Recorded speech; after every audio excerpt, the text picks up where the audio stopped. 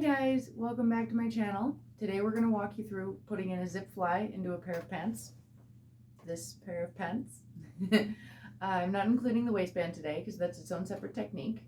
So without further ado. The measurements I have listed here for my parts are general guidelines.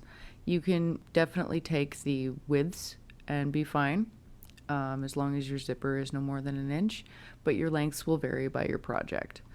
You're going to need 2 pieces in addition to your 2 pant legs and your zipper. One has a taper, 2 inches at the bottom and 3 inches at the top, tapered by however long your zipper is. I recommend that your zipper be at least 1 inch longer than your other parts and stick out at the top to accommodate for a waistband. Your second piece that you're going to have in addition is 2 inches wide by however long and should have a curved sort of bottom to it. And lastly, your zipper, 1 inch by however long your project will allow it to be or needs it to be. So the very first thing we want to do is take that tapered piece, fold it in half lengthways, and then sew the open side shut, about a 1/4 inch seam. We're going to take the pant legs and spread them out right sides facing up, and we're going to pick the pant leg we're going to work with. Then we're going to take our 2 inch little tapered piece and we're going to sew that right sides together to the pant leg. Then we're going to take that little 2 inch piece, fold it right over, and neatly top stitch right along that seam. Then we're going to take the zipper and we're going to put it face down, lining up the bottom and stitching on the outside edge. Now we take that neat little tapered piece, line it up, small side to the bottom, large to the top, with the unsewn side of the zipper, turn, and sew.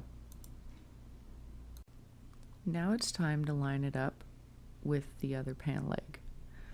Working from the right side, we're going to turn it under against the zipper as we pin.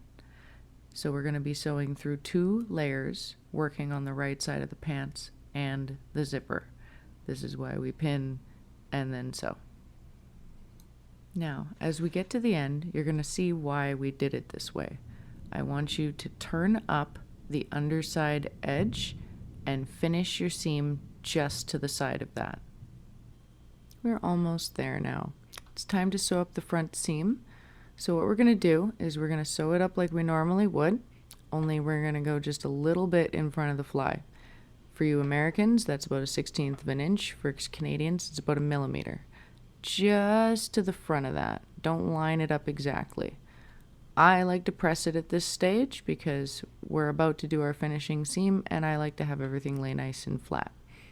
We're going to close that up so it doesn't keep flopping open. We're going to do a little bit of pinning. We're going to take that tapered piece and pin it up out of the way, but flat at the bottom so we do catch it and it flattens out. There. Now, make sure that everything's all nice and flat and just finish it off. Ta-da! I hope you found that helpful. Like, share, subscribe, do all the different things that help out the algorithm and therefore me. Thank you for watching all the way to the end and enjoy the bloopers.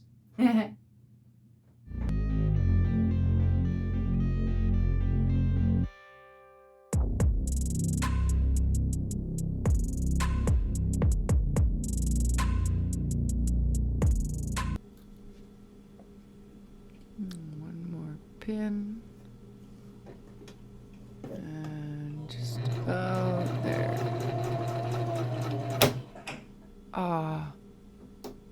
Yep. Just one more pin. And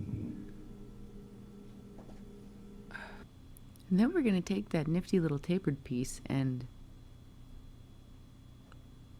start over because I forget.